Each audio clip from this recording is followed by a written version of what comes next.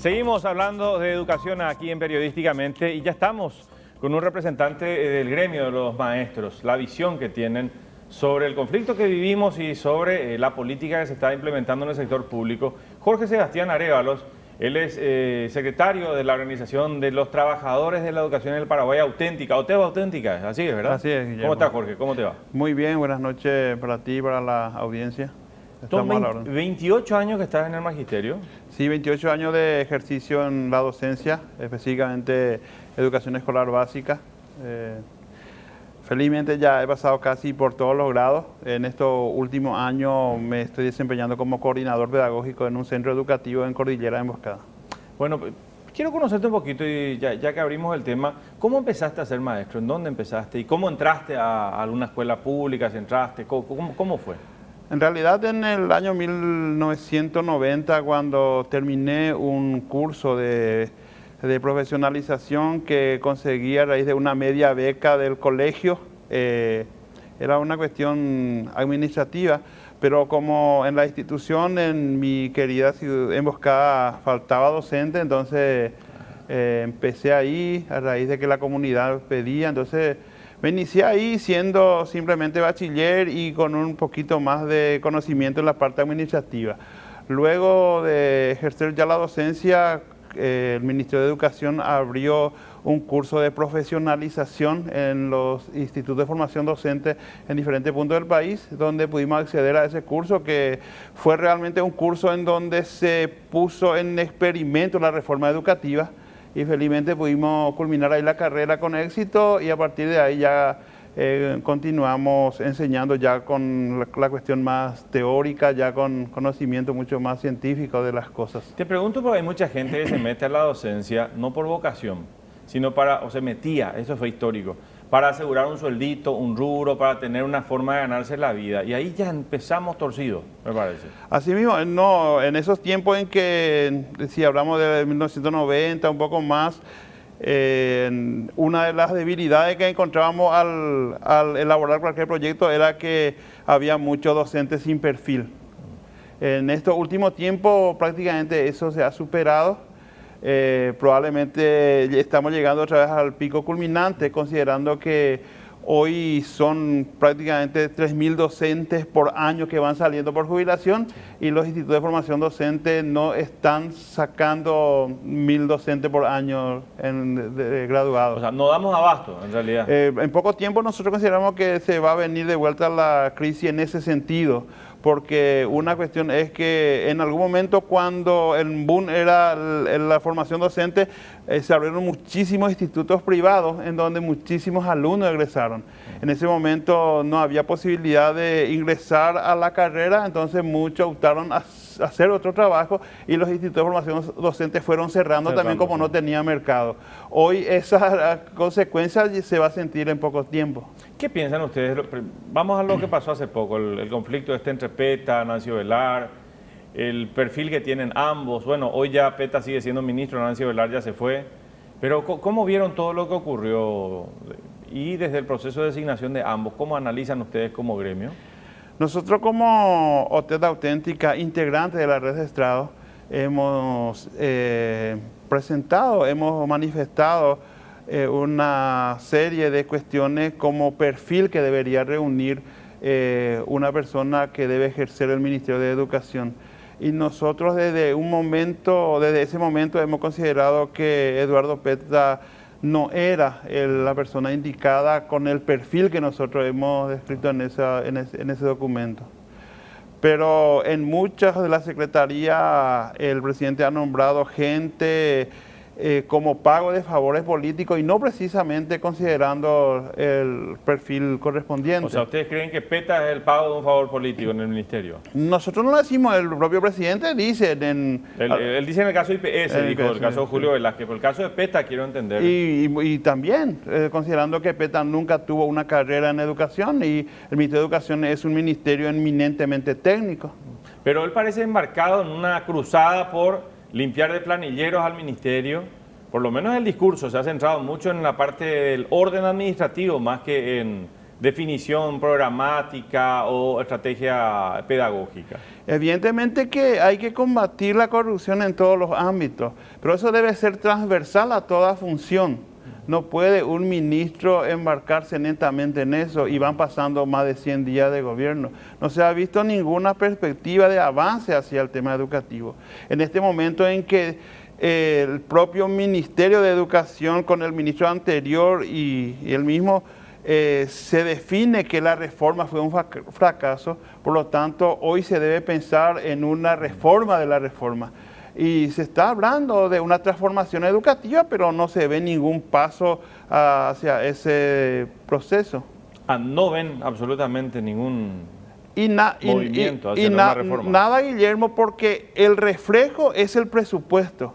Y si hoy se está estudiando el mismo presupuesto que del 2016, significa que no hay ningún avance. Hace un rato hablaba con Víctor Varela, de Juntos por la Educación, me decía, según lo que ellos creen, el problema no es que falta plata, sino que la plata que está no está bien administrada.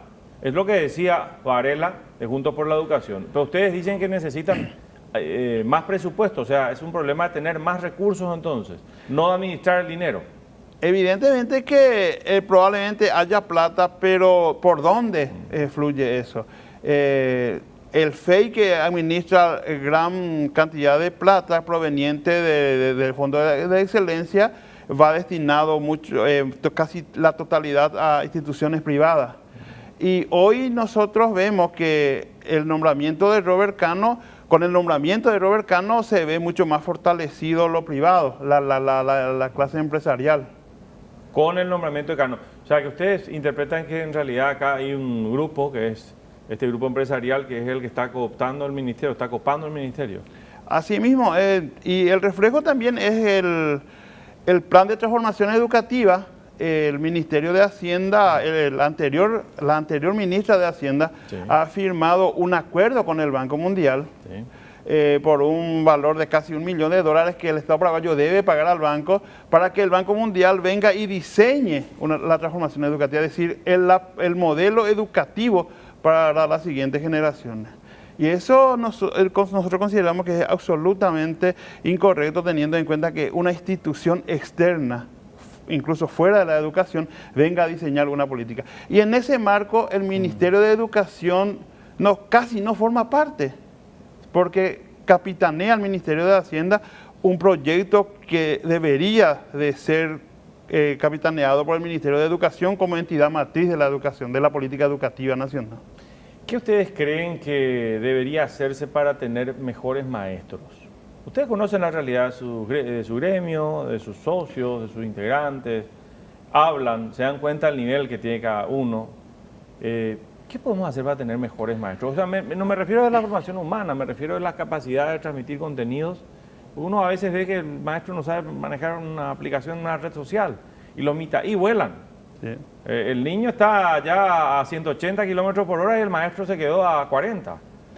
Sí, Guillermo, usted es un excelente periodista, uno de los nombres más renombrados dentro de lo que significa el periodismo. Si alguien te plantea dejar el periodismo, dejar ABC y ir a enseñar en una escuela pública, ¿lo harías?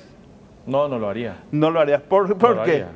Porque la recompensa es ínfima. O sea que una persona con capacidades, con capacidad de hacer bien las cosas, busca trabajo en otro ámbito, en otra tarea, porque hasta hoy el docente paraguayo no es reconocido como profesional. A pesar de que está inserta en la ley 1725, que es el Estatuto del Educador, promulgada hace 17 años, establece que debe haber una carrera profesional docente que debe iniciarse con un salario básico profesional que hasta hoy en día no existe. Nosotros con una acción unitaria venimos trabajando desde hace tiempo y en el 2014 por primera vez un docente llega a ganar el sueldo mínimo, que es el sueldo de un profesional no calificado. Pero en el año 2017 hemos firmado un acuerdo con el ministro de Educación de entonces y el ministro de Hacienda en un compromiso de ir en forma gradual consiguiendo incrementos hasta llegar al salario básico profesional, porque en ese documento hemos establecido los montos de los salarios básicos profesionales de las diferentes categorías que tiene el sistema educativo. En el caso tuyo, un docente como vos, ¿cuánto gana por mes? En el caso mío, que tengo un rubro categorizado, que le llaman en el Ministerio de Educación, que son rubros por turno, que un docente puede tener hasta un máximo de 2 turnos, sí. El salario bruto es de 2.300.000 guaraníes. O sea, 2.300.000 es lo que queda neto, digamos. No, es el salario global. Por turno. ¿Y sacando descuentos? Y 16% corresponde a la jubilación y el 5,5% corresponde al seguro médico. Sí. Sacarle 21 por 22%. O sea, 1.800.000 más o menos.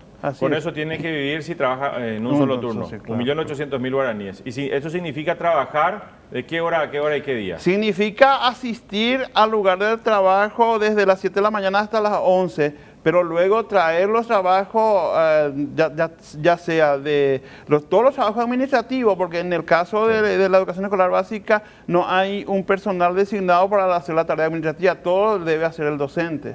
Claro, son entonces 1.800.000 guaraníes netos, digamos, que quedan, sacando los descuentos, de lunes a viernes de 7 a 11 de la mañana. Así y lo mismo. Que puede hacer un docente es duplicar eso trabajando también de tarde.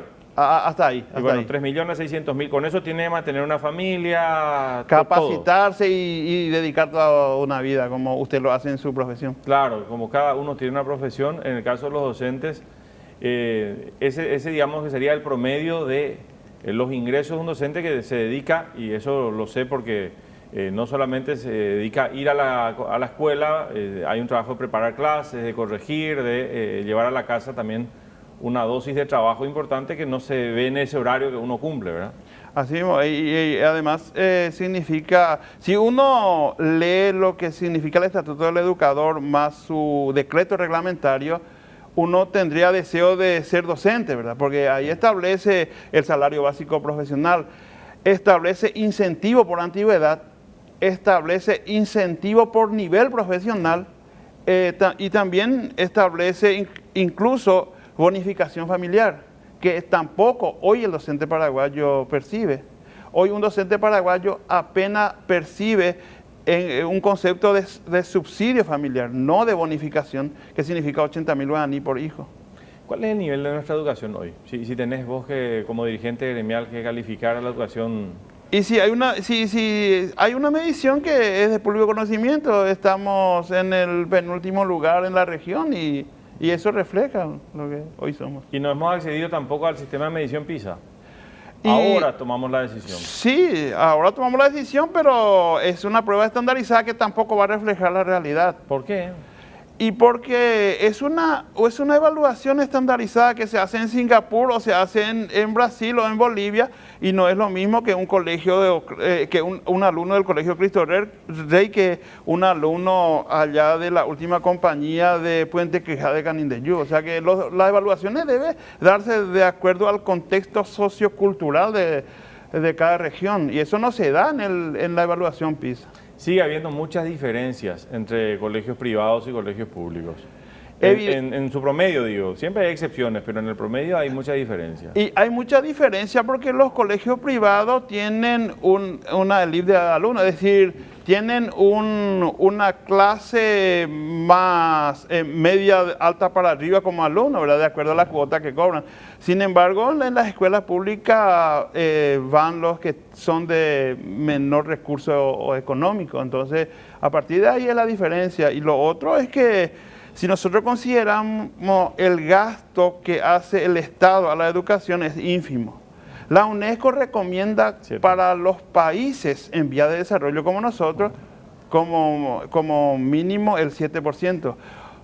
Hasta hoy el Paraguay no llega a una inversión del 4%. No llegamos al 4% todavía. Entonces estamos a la mitad de lo que significa. Y por más que un docente se dedique 24 horas al día a su alumno, no vamos a tener la calidad que pensamos todos. Quería preguntarte también lo referente al perfil del ministro Eduardo Peta, porque él sigue en el cargo, va a seguir, ese es el camino que va a tomar el gobierno. ¿Y cuál es la política del gobierno si ya la están viendo ustedes? Pero te pregunto enseguida, Jorge Sebastián Arévalos, comparte con nosotros, representante gremial, 28 años en la docencia en el sector público, también transmitiendo un poco de su experiencia. Un gobierno que va camino a cumplir los primeros 100 días. ¿Cuál es la política educativa en la visión de este gremialista? La compartimos enseguida.